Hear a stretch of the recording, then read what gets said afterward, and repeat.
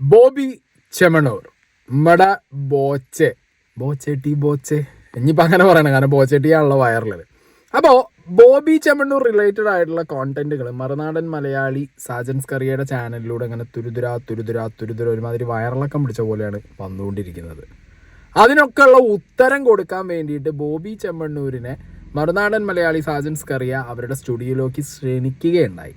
അപ്പോൾ അതിൻ്റെ ഡേറ്റ് ഈ റീസെൻറ്റ് 4-5 തീയതികളിലായിരുന്നു. പക്ഷേ ഈ വയനാട് ഇൻസിഡൻറ്റിൻ്റെ ആ ഒരു ഇതിൽ അതങ്ങനെ തള്ളി മാറിപ്പോയി.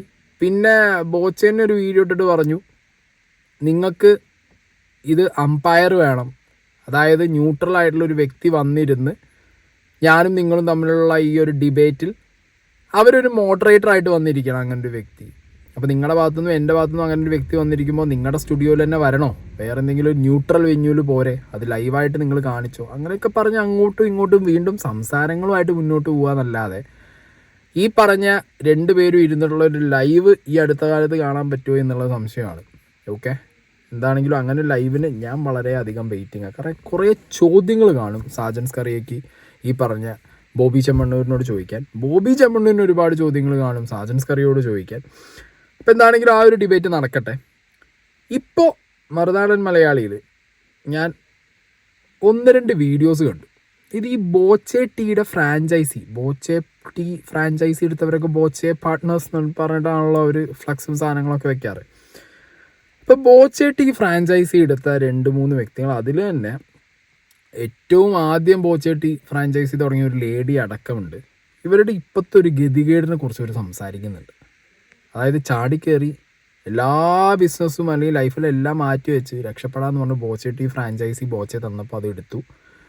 ഇപ്പോഴത്തെ അവസ്ഥ അധോഗതിയാന്ന് പറഞ്ഞിട്ട് അവർ കുറച്ച് കാര്യങ്ങൾ പറയുന്നുണ്ട്. അതിൽ തന്നെ ഒരു ലേഡി ബോച്ചയെ കാണാൻ വീട്ടിൽ പോയ സമയത്ത് ബോച്ചെ മോനെ അത് കണ്ടൻ്റ് ആക്കിയതിൻ്റെ ഒരു രീതിയും പറയുന്നുണ്ട്.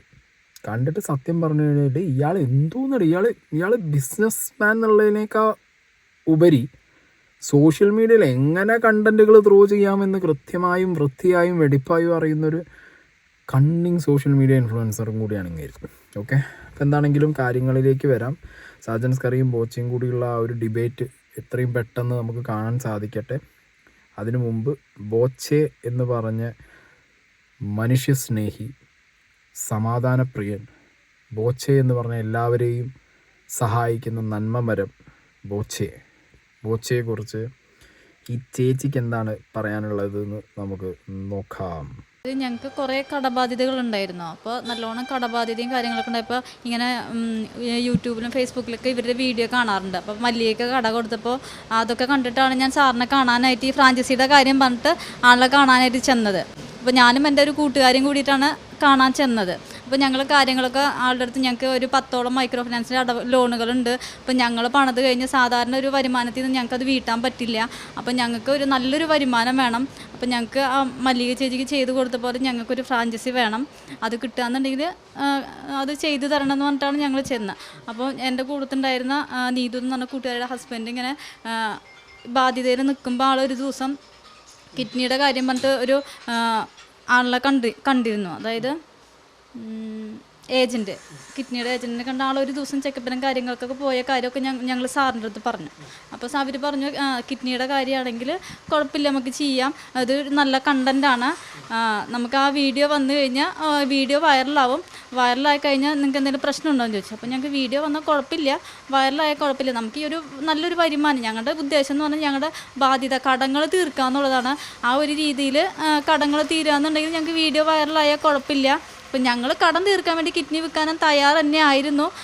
അങ്ങനെ പറഞ്ഞിട്ടാണ് ചെന്നത്. അപ്പോൾ സാറ് പറഞ്ഞു അപ്പോൾ നമുക്ക് ചെയ്യാം, കുഴപ്പമില്ല, എന്നാൽ ഞാൻ അകത്തുനിന്ന് ഓടാൻ പോണ രീതിക്ക് ഞാൻ വരാം, അപ്പോൾ നിങ്ങൾ പുറത്ത് പോയി നിന്നിട്ട് റോട്ടിൽ നിന്ന് കയറി വരൂ, നമുക്ക് ഷൂട്ട് ചെയ്യാമെന്ന് പറഞ്ഞു. അപ്പോൾ ആൾ അകത്തുനിന്ന് ഇറങ്ങി വന്നു. ഞങ്ങൾ തിരിച്ച് റോഡിലേക്ക് പോയിട്ട് ഞാൻ കയറി വന്നിട്ട് ഈ കാര്യങ്ങളൊക്കെ ഞങ്ങൾ കിഡ്നി വിൽക്കാൻ വരെ തയ്യാറാണ്, ഞങ്ങൾക്ക് ജോലിയുടെ ആവശ്യത്തിനാണ് വന്നതെന്ന് പറഞ്ഞിട്ട് പറഞ്ഞു. അപ്പോൾ ഇരിക്കി ഭക്ഷണം കഴിച്ചിട്ട് പോകാമെന്ന് പറഞ്ഞു. ഞങ്ങൾ അകത്ത് കയറി അതേപോലെ ഒന്ന് തിരിച്ചു പോന്നു. ഭക്ഷണം എന്നിട്ട് തന്നോ?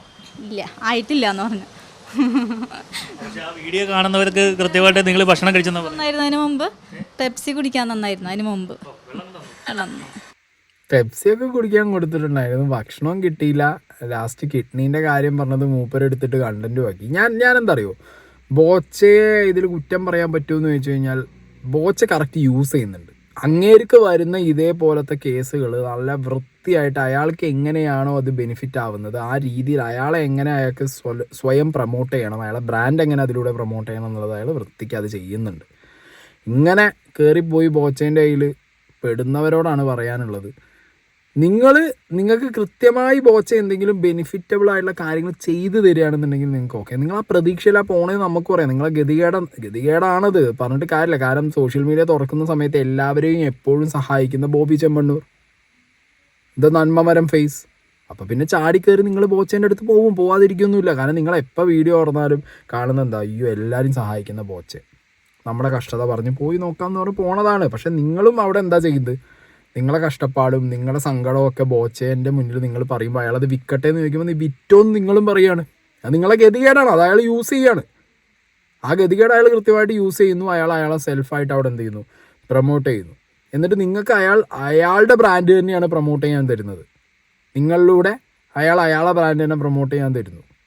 ആൻഡ് അൺഫോർച്ചുനേറ്റ്ലി ലാസ്റ്റ് ഒന്നും കിട്ടാത്ത അവസ്ഥയിൽ നിങ്ങൾ പോയി നിൽക്കുന്നു. ആൻഡ് ഇതാണ് കിഡ്നി വിൽക്കണ്ട, നമുക്ക് വേറെ വഴി നോക്കാം. ഇതാണ് ആ ഒരു പെർട്ടിക്കുലർ ബോച്ചയുടെ വീഡിയോ. ഓക്കെ, ഇപ്പോൾ ഈ ചേച്ചി പറഞ്ഞിട്ട് അതിന് ശേഷം ഈ വീഡിയോ കാണുമ്പോൾ സത്യം പറഞ്ഞു കഴിഞ്ഞാൽ ചിരിയാണ് വരുന്നത്. എൻ്റെ ബോച്ച എജാതി ഡയറക്റ്റിങ്, ഓടാൻ വേണ്ടി കോസ്റ്റ്യൂം ഇട്ട് വരുന്നു, അവരോട് കിഡ്നിയുടെ കാര്യം പറയുന്നു, ഭക്ഷണം കഴിക്കാൻ കൊണ്ടുപോകുന്നു. കൊള്ളാം.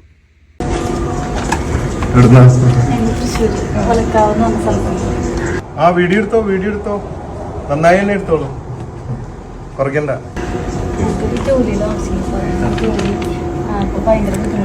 എന്ത് ജോലിയാ നോക്കണേ?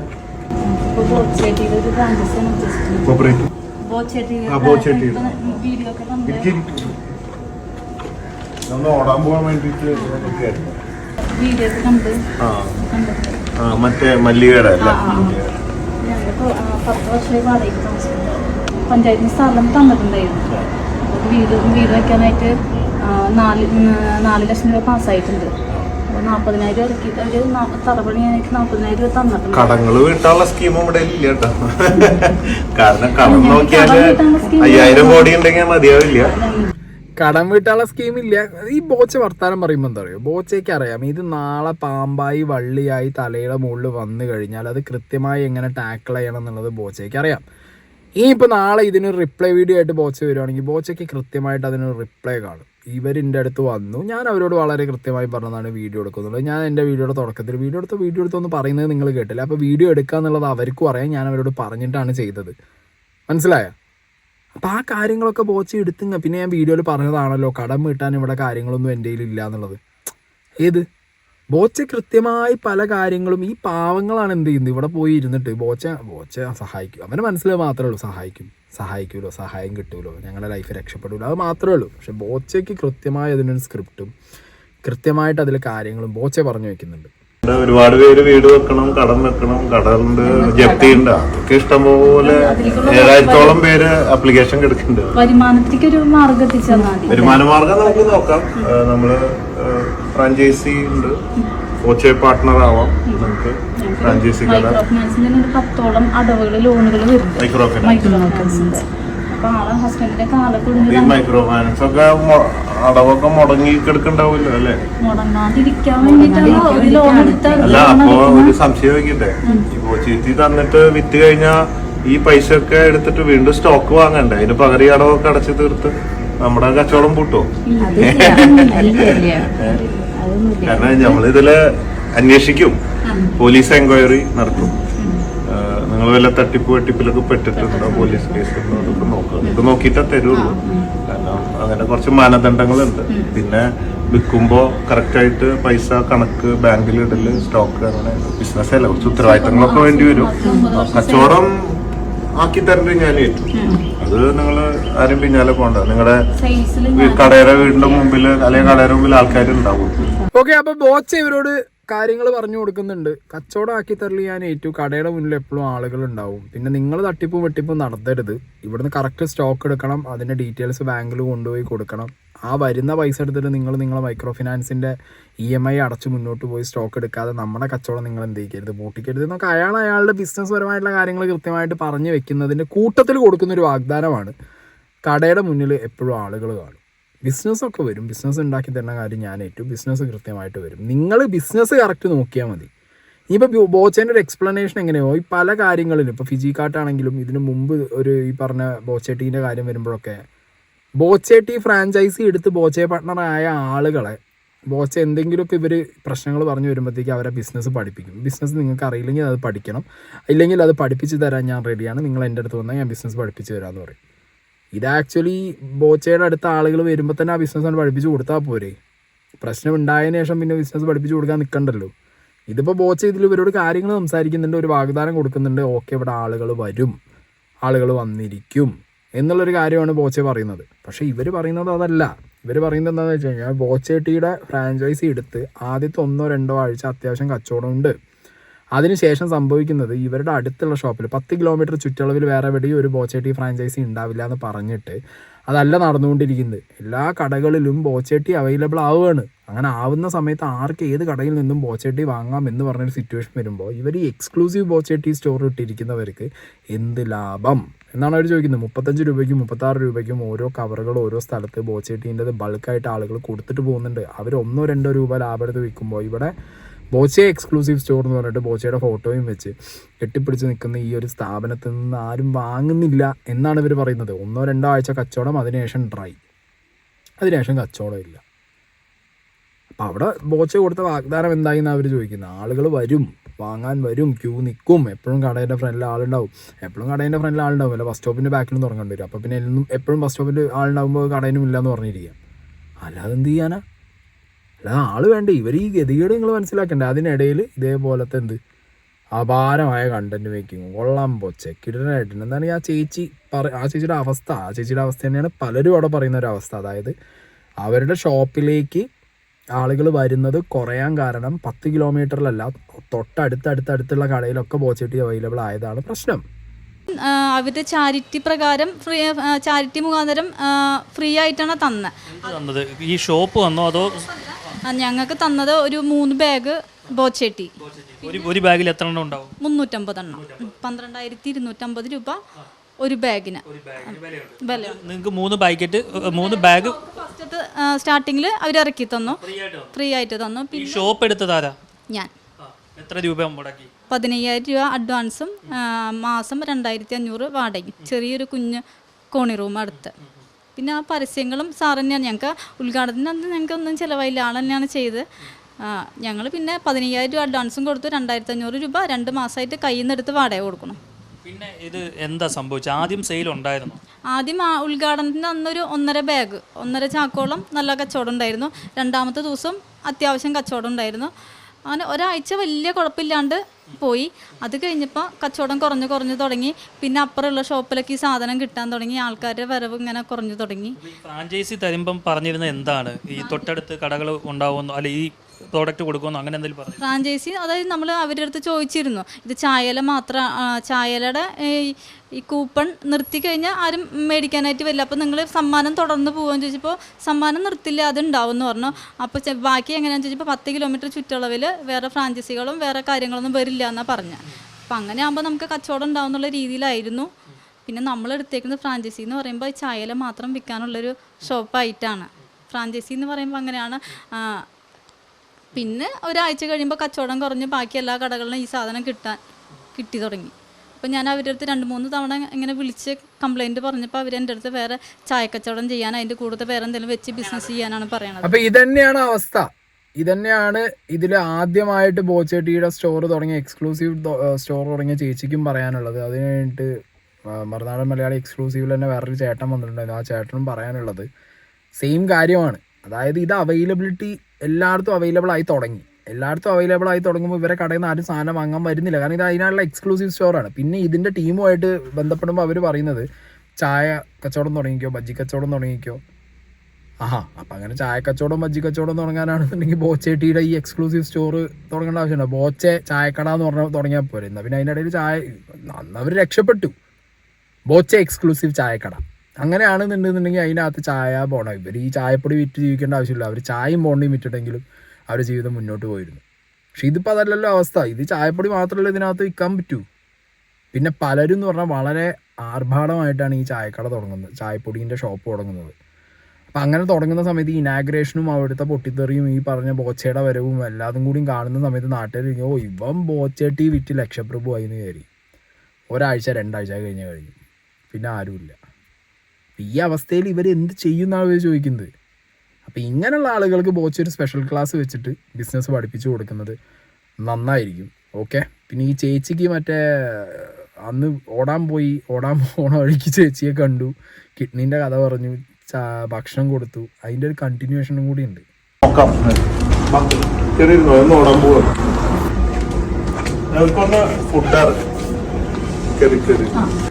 മൈ ഡിയർ ഫ്രണ്ട്സ്, നമ്മൾക്കൊക്കെ ജീവിതത്തിൽ ഒന്നല്ലെങ്കിൽ ഏതെങ്കിലും ഏരിയയിൽ നമുക്കൊക്കെ കഷ്ടപ്പാടും ബുദ്ധിമുട്ടുണ്ടാവും. ചിലവർക്ക് സാമ്പത്തികമായിട്ടാവും ബുദ്ധിമുട്ട്, ചിലവർക്ക് ശാരീരികമായിട്ടുള്ള പ്രശ്നങ്ങളുണ്ടാവാം, ചിലവർക്ക് ജീവിതത്തിൽ നിരാശയുണ്ടാവും. അങ്ങനെ പല മേഖലകളിലായിരിക്കും. Nobody is perfect.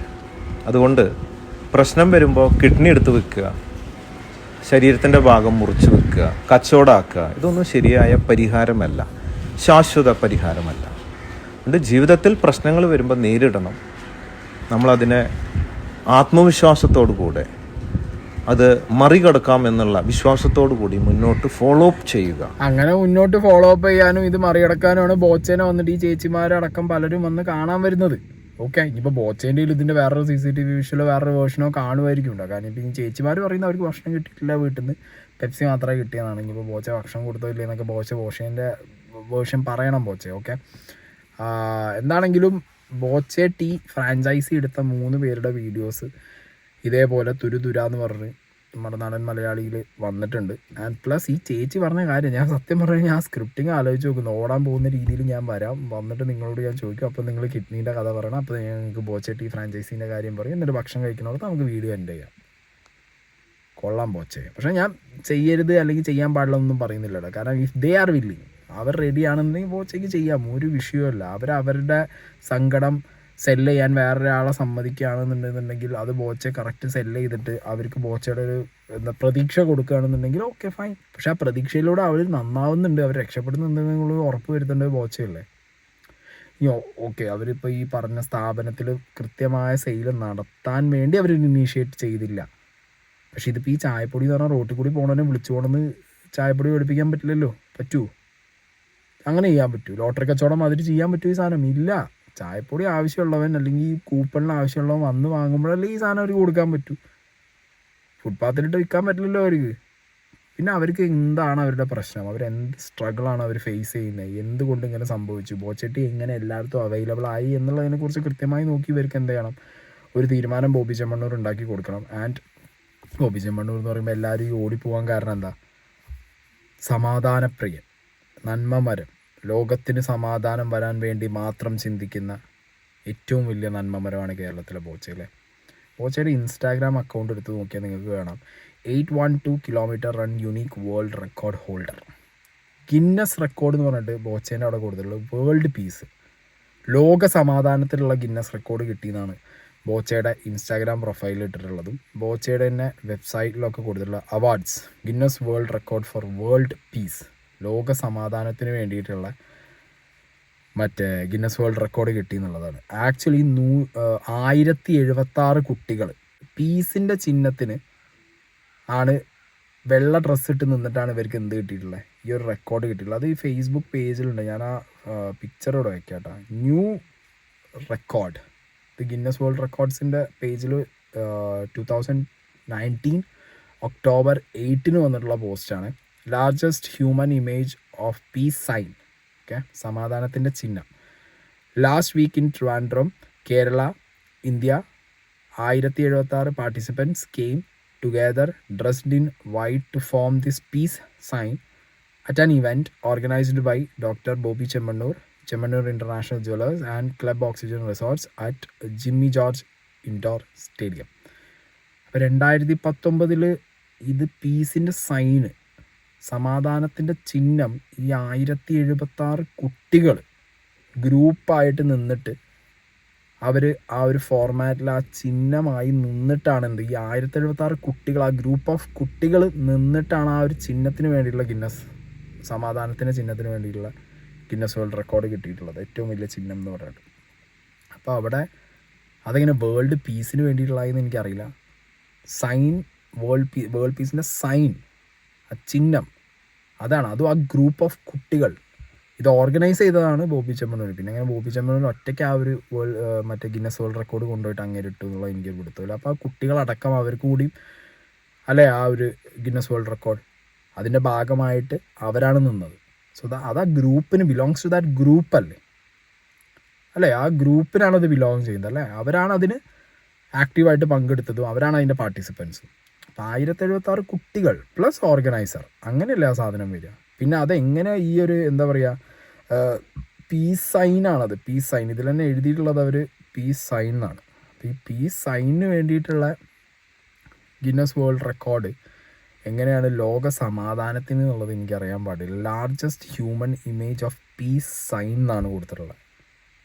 പക്ഷേ ഇത് ബോബി ചെമ്മണ്ണൂരിൻ്റെ പ്രൊഫൈലിൽ വന്നപ്പോഴത്തേക്ക് വേൾഡ് പീസ്, ലോക സമാധാനത്തിന്. ഈ ലോക സമാധാനത്തിനുള്ള ഗിന്നസ് വേൾഡ് റെക്കോർഡ് അല്ലല്ലോ അത്, പീസ് സൈന് അതുണ്ടാക്കിയതിൻ്റെ വേൾഡ് റെക്കോർഡാണല്ലോ. അപ്പം ഇങ്ങനത്തെയൊക്കെ ചെറിയ ചെറിയ ഗിമിക്കുകളാണ് നമ്മുടെ ബോച്ചയുടെ ചെറിയ ചെറിയ നുറുങ്ങ് വിദ്യകളും കുട്ടിക്കളികളൊക്കെ. ഇങ്ങനെ കുറേ ഉണ്ട് കേട്ടോ, കണ്ടമാനുണ്ട്. ഇതൊക്കെ ചോദിക്കാനായിരിക്കാം ചിലപ്പോൾ മറുനാടൻ മലയാളി സാജൻ സ്കറിയെ വിളിച്ച് വരുത്തുന്നത്. ഇനി ഇതിനൊക്കെ ഉത്തരം കാണും ബോച്ചയ്ക്ക്, അവിടെ ചെന്ന് ഉത്തരം കൊടുക്കുക. അപ്പോൾ പിന്നെ എല്ലാവരുടെയും എല്ലാ സംശയങ്ങളും ക്ലിയർ ആവും. കൂട്ടത്തിൽ ഈ ബോച്ചേട്ടി ഫ്രാഞ്ചൈസി തുടങ്ങിയ ഈ പറഞ്ഞ ചേച്ചിമാരും ഏട്ടന്മാരൊക്കെ ഉണ്ട്. അവർക്കൊക്കെ എന്താ പറയുക, അവിടെ ഇവിടെയൊക്കെ ഇത് അവൈലബിൾ ആക്കിയിട്ട് അവരുടെ എക്സ്ക്ലൂസീവ് സ്റ്റോറിൽ ആൾ വരാത്ത രീതിയിൽ ഉള്ള കാര്യങ്ങളാണെന്നുള്ളത് ബോച്ചയ്ക്ക് മനസ്സിലായിട്ടുണ്ടെങ്കിൽ, ഈ ബോച്ചയിലേക്ക് ഇത് എത്തിയിട്ടുണ്ടെന്നുണ്ടെങ്കിൽ അതിനൊരു തീരുമാനം അവർക്ക് ഉണ്ടാക്കി കൊടുക്കുക. കാരണം അവർ ഒരുപാട് വിശ്വസിച്ചിട്ടാണ്, അവരുടെ സങ്കടമടക്കം ബോച്ചയുടെ അടുത്ത് വന്ന് പറഞ്ഞ് ബോച്ച ഇത് വിറ്റോ എന്നാലും ഞങ്ങൾക്ക് കുഴപ്പമില്ല, ഞങ്ങൾക്ക് നിങ്ങളൊരു ജീവിതോപാധി ഉണ്ടാക്കി താന്ന് പറഞ്ഞിട്ടാണ് ബോച്ചയുടെ അടുത്ത് ഇവർ കൈയും കൂപ്പി വന്ന് നിൽക്കുന്നത്. സോ ആ സിറ്റുവേഷനിലുള്ളവർ സങ്കടത്തിലാവുമ്പോൾ ബോച്ചേനെ ഇറങ്ങി ഹെൽപ്പ് ചെയ്യണം അവർ. ഓക്കെ.